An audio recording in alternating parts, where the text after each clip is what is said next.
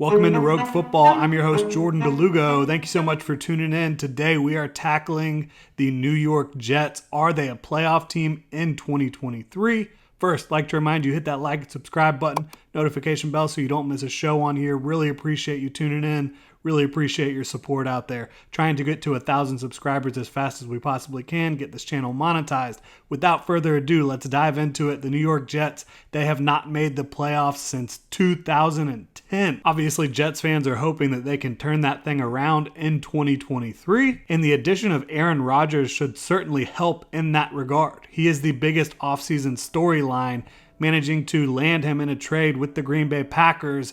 They may not have Aaron Rodgers for a long time in New York, but they've got the services of perhaps the most talented quarterback of all time, and they've got him for at least the 2023 season. Now, Rodgers, his relationship skills with coaches, not always been the best in the past. You've seen it with LaFleur, with McCarthy. We'll see how it all plays out here in New York with this coaching staff, but he's got his guy Nathaniel Hackett, who replaces his former coach's brother. Mike LaFleur was fired by the team after the 2022 season, kind of the scapegoat of the 2022 season for the New York Jets. He's also got Alan Lazard and Randall Cobb coming over, two of his favorite receivers, two of his buddies. So you'll certainly see a Green Bay-esque flair with Aaron Rodgers there, with Nathaniel Hackett there, with Cobb and Lazard. Is it a good thing or a bad thing that Aaron Rodgers will probably be able to pretty much dictate exactly what he wants to do and when he wants to do it? I'm really not sure if it's a good thing or a bad thing. He hasn't typically liked to go outside of his comfort zone. I think that's when you've seen some of the malcontent show up from Aaron Rodgers. But, going outside of his comfort zone with Matt LaFleur in Green Bay led to 2 MVP seasons for Aaron Rodgers. So we'll see how this plays out. Regardless, for me, there's too much talent and good coaching in New York for this to not work on some level. I think that this will work. This experiment will work for at least the 2023 season. We don't know what will happen beyond that with Aaron Rodgers, but for 2023, have pretty good vibes going into the season. I think Robert Saleh, a very good leader, a very smart defensive-minded coach, a tough coach. I think you look at the Jets' skill position players on offense. Garrett Wilson is already a star going into year 2 in the league. Alan Lazard, a quality receiver that Aaron Rodgers has rapport with. Corey Davis, he's fine as well, especially as kind of a third option in the receiver room. They brought over McCole Hardman as well from Kansas City. He's fast as hell. He can be an X factor, a guy that can find the end zone for you, make big plays. Quality tight end play with Tyler Conklin, CJ Uzomah. They drafted Kuntz as well, one of the most athletic tight ends, or perhaps the most athletic tight end you've ever seen coming out of college. I'm obsessed with this backfield. Obviously, Breece Hall, you want to have him fully healthy. We'll see how that plays out. But if he is fully healthy, he has the talent to be one of the most electrifying backs in the league. And then you've also got Michael Carter, Izzy Abanikanda, who's a rookie this year. I absolutely loved in the draft. He's got home run speed. He's a really fun player. Bam Knight, he filled in well down the stretch for them last year as well. And they might be interested in Dalvin Cook. We'll see if they end up landing him.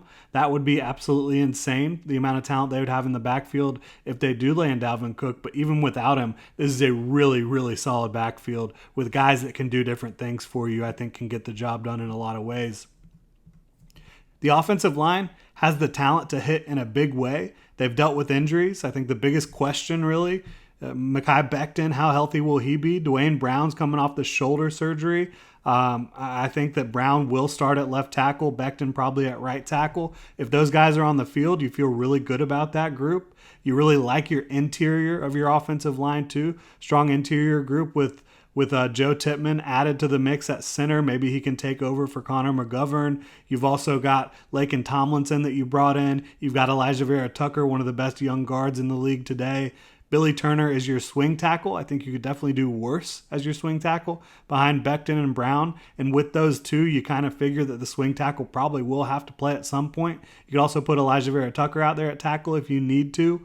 I think you could do better than Billy Turner as your third tackle. I think you could do worse as well. So not a big issue there. But with the fact that those guys, Brown and Becton, have missed so much time, you're probably going to see someone else at some point at one of those tackle spots.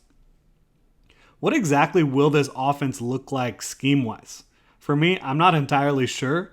Between Rodgers and Hackett, and I think For me, because I'm not sure, because we don't know exactly where this is going, I think that leads to a fairly large range of outcomes for this offense in 2023. But even the worst of outcomes, even the worst of possibilities for this offense, I think is still far and away a lot better than what you saw in 2022, simply because of the talent and the quarterback play. At that position, Aaron Rodgers is going to be better than a combination of Zach Wilson and Mike White. That's just the way it is, bottom line. Looking at their defense, a very, very strong, a fundamentally sound defense, really is, again, coached by Robert Saleh. Base 4-3 defense. He comes from that Seattle mold, but he started adapting what he's doing a little bit. For me, it all starts up front with Quinnen Williams. Unbelievable talent. He has developed into one of the 2, 3, 4 most disruptive interior players on the planet right now. They've got really, really good pieces around him as well on the edge. John Franklin Myers, Carl Lawson, two really, really good edge players, veterans for them. Michael Clemens came in as a rookie last year, was a dominant run defender as a rookie for them off the edge. Jermaine Johnson's there as well. I think you're going to see development from him in year 2 out of Florida State, a really talented guy, former first-round pick in 2022. And then you drop in Will McDonald in there as well, another first-round pick edge rusher. He is super bendy, super long, unbelievable athlete. I think he's going to be able to thrive in this defense. And then next to Quinnen Williams up front, you've got a combination of Al Woods, who is a big-time nose tackle, still in this league, in my opinion, Quentin Jefferson as well, and Solomon Thomas. They can all rotate and give you different flavors, in my opinion. So I really like the defensive front on paper for the New York Jets. And then you talk about the linebacker play with C.J. Mosley and Quinnen's brother Quincy, drafted by the Jaguars. Quincy's a speed demon. C.J. Mosley's one of the better veteran linebackers in the league. Will they bring back Quan Alexander? Not sure. Right now, in base, the third linebacker, it looks like it would be Jamian Sherwood, who's just not very experienced. We'll see how that plays out. But if your biggest question on defense is your third linebacker in base, you have a pretty good situation going on, in my opinion. You're just not in base all that much anymore in 2023 in the modern game. The cornerback group, the top 2, maybe even top 3, are about as good as it gets right now in the league. Sauce Gardner, unbelievable as a rookie. He's going to get even better, in my opinion. He is an elite cornerback. DJ Reed is close to elite as well. They brought him over from Seattle last year, and he was a massive hit for them. Really good player at the cornerback position as well. And Michael Carter took a big step forward as a nickel corner, a sub corner for them in year 2 in the slot. I think he played really well. So you've got a really good group of corners that you can rely on. I think looking at the safeties, losing Chuck Clark hurts. They brought him over from Baltimore, but you have Jordan Whitehead, who you brought over before the 2022 season, had a really good year for you. He's a strong safety. And then Adrian Amos, you brought in as your Chuck Clark replacement when Chuck Clark went down with the ACL. So I think you feel pretty good about your safeties as well. This defense was really good in 2022, almost elite, really. I don't see negative regression coming for them. In fact, I think they could be better if they regress to the mean a little bit when it comes to turnovers forced. And I think they could with the amount of talent they have on that side of the ball. Offensively, it's going to be way better in 2023.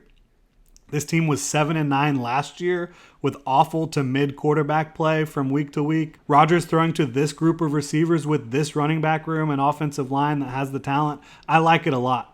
I think they'll have a strong special teams unit again. You have Greg Zuerlein. You have McCole Hardman, who can take over the return duties for you as well. I think that they were strong, a top 10 unit in 2022. I think they'll continue to be that on special teams in 2023. I think at worst, you're looking at probably a 5 to 7 seed. I think at best, if this offense clicks super early and the defense continues where they left off, they could compete for the division crown if Buffalo takes a little bit of a step backwards, which I'm not really expecting. I'm still predicting the Bills to win this division, the AFC East. But if things go the Jets' way and they fade for the Bills a little bit, I could see it happening. I'm not going to predict that, but I do think it's possible. But for me, I think they're going to be a 5 to 7 seed and make the playoffs. They just have a bunch of superpowers, with Aaron Rodgers' arm, Garrett Wilson's route running ability and overall talent, the running back room that they have, the talent they have on the offensive line on paper when healthy. Quinnen Williams absolutely wreaking havoc up front. Sauce and DJ locking it down on the back end. Tons of talent all over this roster. I think if this offensive line stays healthy, which is probably the biggest concern, especially at the tackle spots, you're going to have a really good offense. I think you could also say, what happens if Garrett Wilson does go down with any sort of injury for an extended period of time? That could lead to some questions. I think the receiving core would be pretty mid if you're looking at it without Garrett Wilson, but we'll see how it all plays out. I've got the New York Jets making the playoffs in 2023. What will happen once they reach the playoffs? I'm not sure. The AFC is absolutely loaded. I'm not going to predict a Super Bowl run just yet for these guys. Got to see how it kind of plays out. Time will tell just how good this team can be with Aaron Rodgers leading the charge in 2023.